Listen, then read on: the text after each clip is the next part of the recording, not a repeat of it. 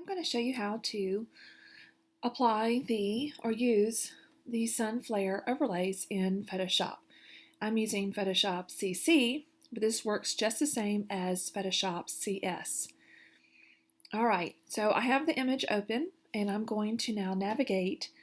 I'm going to place the overlay, which is going to make my Mac Finder, or if you're on a PC, a Windows Finder, a Windows Explorer open up to navigate to where you saved your download folder. Okay, so I'm in Photoshop. I'm going to go to File, Place Embedded or Place Linked. Either way, it works. Now navigate to wherever you saved your set, and you're going to want to have it unzipped. And I've just got the little mini set here, and I'll just choose one. Which one did I? This is the one I want. Okay, so I selected the one I wanted, and I'm going to hit the place button at the bottom. Now you notice that our image is vertical or portrait orientation, and the overlay is a horizontal or landscape orientation.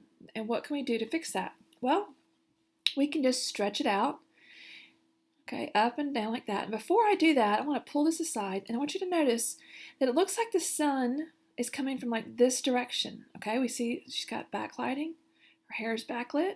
The sun looks like it's coming from this direction, so I really don't want the sun over here, do I? I want it over here. So the first thing I'm going to do is going to flip it. So I'm just going to grab one edge, drag over, and that's an easy way to flip the flare. Then I'm just going to put it at a corner and drag down. So now we have it in a vertical orientation. And I'm going to hit the check mark to commit.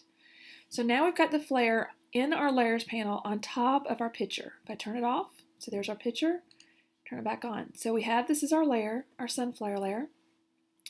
And I'm going to change the blend mode. And the blend mode is can be found right here where it says normal. So here's your layer. Just move your mouse up to where it says normal and click. Okay, you're looking for the word normal. And then go down to the word screen. So now we have this very bright light, and then we can see some of the different little flare shapes, things like that. We can lower down the opacity, okay, or we can leave it at 100% and add a mask. Oops. And we can use a brush and brush off where we don't want it, or you can use the gradient tool to have a gradual mask. Okay, this is a little more complicated, but hang with me, you can do it. This is your gradient tool. In Lightroom, it's similar to the graduated filter. Okay, so the gradient tool, and I have lowered the opacity of it down. If it's at 100%, you're going to notice that it's black and white, or it might look like black and white.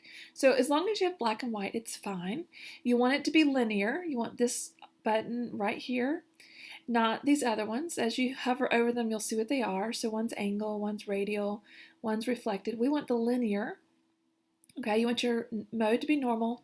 And I'm going to lower the layer opacity down so it blends in a little bit.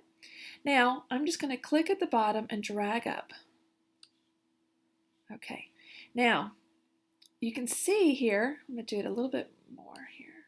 Okay, so you can see where it's kind of a darker gray down here at the bottom, and then it goes to white. Let me go to 100% so we can see it better. All right, there we go. So I see black, gray, and then white. So it's gradually tapering off. So here we've covered up most of the effect, and gradually we're showing more of the effect, where we're showing all of the effect. If you want it to be less, you can always do that as well. Okay. So just play with it until you get what you want. And you can also start here somewhere like at the top. So we have more of a defined. So we've got very, very bright, and then more of the original picture. See how it's more defined? So just kind of play with it till you get what you want. But I love the flares. It definitely has the same effect as getting that flare in camera. And it's a beautiful, sweet, soft effect that you can add to your images.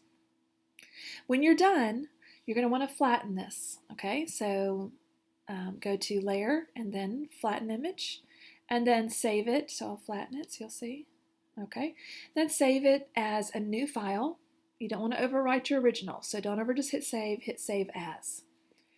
But there you go, and I hope you enjoy the beautiful sunflowers.